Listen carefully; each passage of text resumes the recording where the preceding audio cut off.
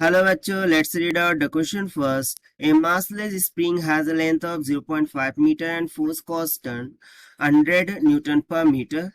Its one end of its fixed and another end is connected to a block of mass 0.5 kg. बोल रहा है एक massless spring है जिसकी length 0.5 metre है, उसका फोर्स कांस्टेंट 100 न्यूटन पर मीटर है। अब इसके एंड एक एंड को फिक्स कर दिया जाता है और दूसरे एंड से एक मास को जो कि 0.5 kg का है कनेक्ट कर दिया जाता है।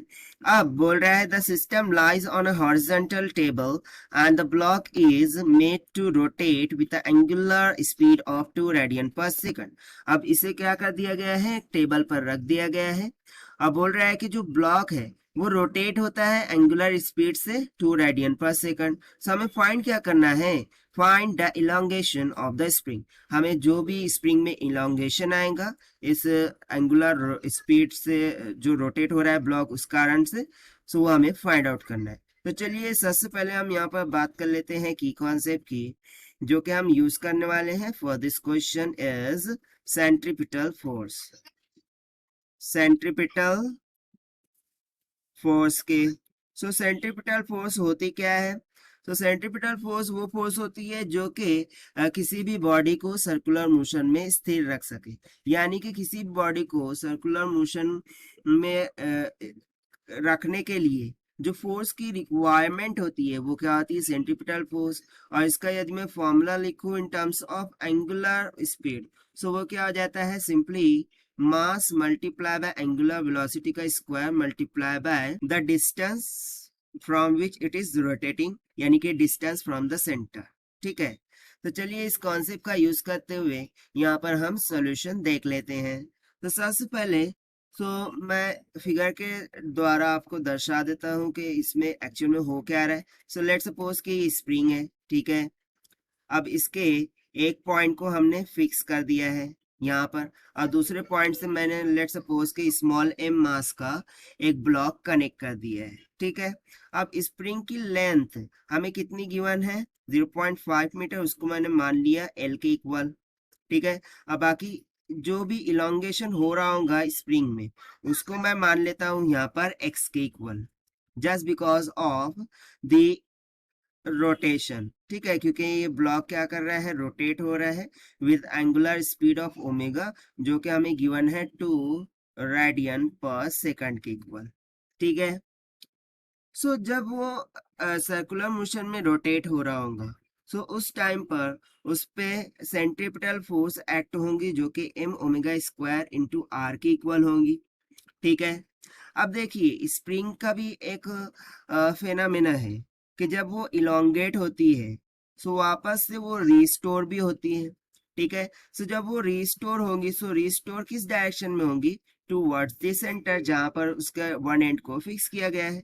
सो उस डायरेक्शन में जो उसकी रीस्टोरिंग फोर्स होंगी उसे हम के से यहाँ पर डिनोट कर देंगे and it will be towards the centre. So बस ये हो गया इसका बेसिक। अब देखिए मैंने यहाँ पर क्या बोला कि जो रिस्टोरिंग फोर्स है, ठीक है, वो किसको बैलेंस करेंगी, सेंट्रीपिटल फोर्स को। सो सिंपली हम यहाँ पर बैलेंस कंडीशन लगा देंगे। सो क्या हो जाएगा, ये k x this should be equals to the centripetal force that is M omega square into R के। नाउ सी आर यहाँ पर क्या होगा, एल प्लस एक्स, क्योंकि ये कंप्लीट रेडियस की बात हो रही है, क्योंकि मैंने यहाँ पर क्या बोला था, सेंटीपिटल फ्रॉम द सेंटर। तो सेंटर से यहाँ तक के लिए जो डिस्टेंस है वो कितना हो जाएगा, आर। सो यहाँ पर हम सब्स्टिट्यूट कर देंगे, इसे हो जाएगा के x is equals to M omega का स्क्वायर, आर की जगह पर सिंपली आ जाएगा एल प्लस एक्स। अब मैं omega square M omega square को अंदर मल्टीप्लाई कर दूंगा, सो मुझे मिल जाएगा के x is equals to M omega का square into L plus M omega का square into x.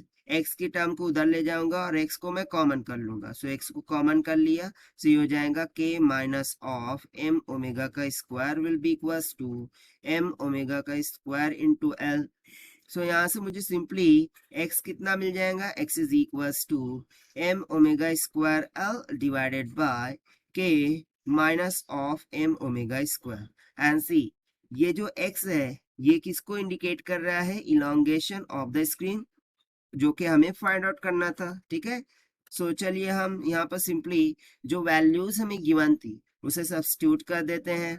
So x will be equals to mass कितना गिवन था 0.5 मल्टीप्लाई बाय ओमेगा कितना गिवन था 2 इसका square multiply by length of spring given थी 0.5 metre divided by के की value हमें गिवन थी 100 न्यूटन पर मीटर, ठीक है, minus of mass again 0.5 multiply by omega का स्क्वायर यानी कि 2 का स्क्वायर हो जाएगा। सो जब आप इसे सॉल्व करते हैं सिंप्लीफाई करते हैं सो ये कितना आ जाएगा 1/98 मीटर के इक्वल। सो इसको यदि मैं से डिवाइड कर दूं तो 0.01 मीटर और रादर मैं यदि सेंटीमीटर में कर दूं तो मुझे कितना मिल जाएगा x will be equals to, actually मैंने इसे अप्रोक्सीमेट किया है, ठीक है। So x will be equals to 1.1 centimetre approximated, यानी कि इतना अप्रोक्सीमेटेड उसमें क्या हो जाएगा इलोंगेशन हो जाएगा स्प्रिंग में। यही हो हमसे पूछा गया था to find out, and this we have found by using the simple concept of centripetal force. So this is the required solution. I hope you understood it well. Best of luck. Thank you.